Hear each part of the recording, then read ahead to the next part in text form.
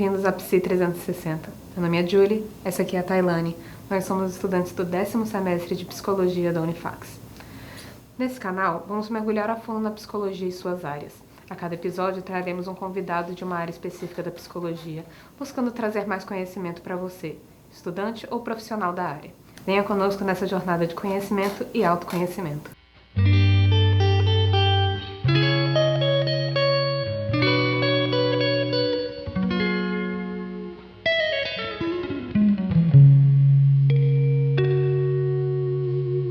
No episódio de hoje, vamos falar sobre psicologia do tráfego, uma área muito importante, porém pouco conhecida e divulgada. Vamos também entender sobre o seu papel na segurança viária. E para essa conversa, traremos a psicóloga Bianca Cruz, que atua na área durante 8 anos. Seja bem-vinda, Bianca. Obrigada. Para começar nossa conversa, gostaríamos de entender um pouco sobre a sua trajetória dentro da psicologia. Você poderia compartilhar um pouco sobre sua jornada educacional e profissional na área? Sim, claro. Oi, gente, tudo bom? Inicialmente, gostaria de agradecer aqui o convite, parabenizar vocês por essa jornada, né, e especialmente por esse programa que vocês estão propondo apresentar as diversas áreas da psicologia.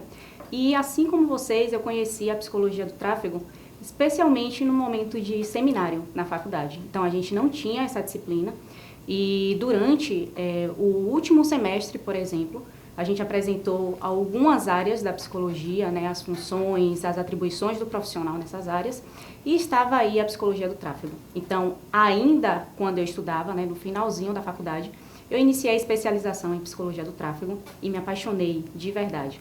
Inicialmente, comecei porque realmente era uma área rentável. No entanto, quando eu iniciei a especialização, não tinha nenhuma universidade aqui que fornecia esse curso. E aí eu fui para Petrolina, então estudei, né, na Faculdade Rui Barbosa, me formei em 2015. Em 2015 ainda entrei na pós-graduação e lá em Petrolina eu ia todo mês.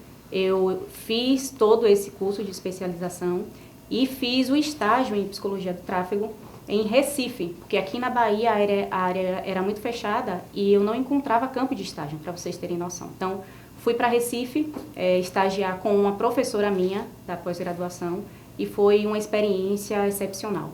Então, desde então, eu batalhei muito, né, para chegar na atualidade, onde eu me encontro.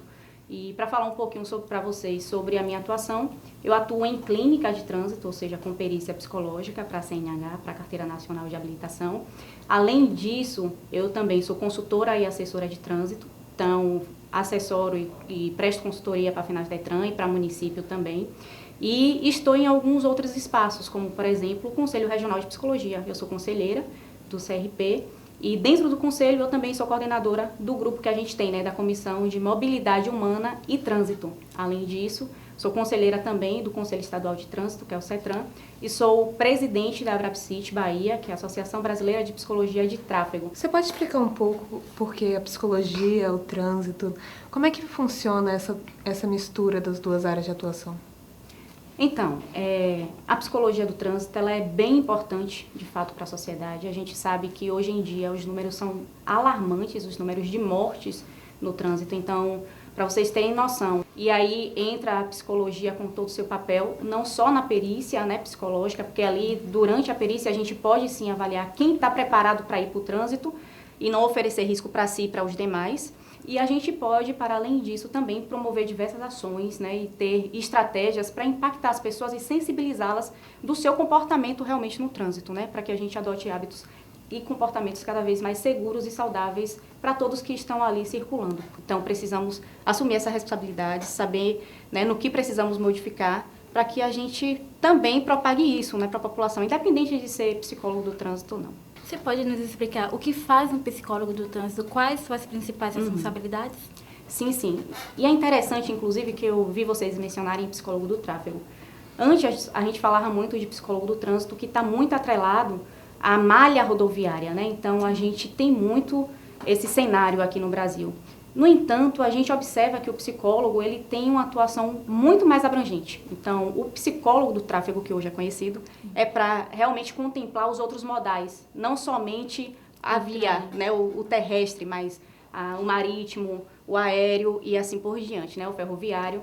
Então, o psicólogo do tráfego ele pode ter diversas atuações. A mais conhecida, sem dúvida, é essa atuação na clínica credenciada ao Detran, onde a gente faz perícia psicológica para pessoas que querem obter a CNH, ou seja, que vão conquistar a CNH pela primeira vez, e a gente pode também oferecer essa perícia para as pessoas que vão renovar a habilitação, né, que já têm habilitação e têm atividade remunerada, ou seja, trabalham com isso e vão lá renovar. Mas esse não é o único trabalho, como, por exemplo, a assessoria, que eu já até mencionei aqui, né, assessoria e consultoria, onde a gente pode atuar diretamente com a gestão de trânsito do município, para que a gente possa viabilizar o acesso melhor das pessoas à cidade. Então, o psicólogo do tráfego, ele pode, sim, em conjunto com esses profissionais da engenharia de tráfego e também com os gestores de tráfego, eles podem, sim, realizar estudos de viabilidade para que as ruas sejam feitas e pensadas mais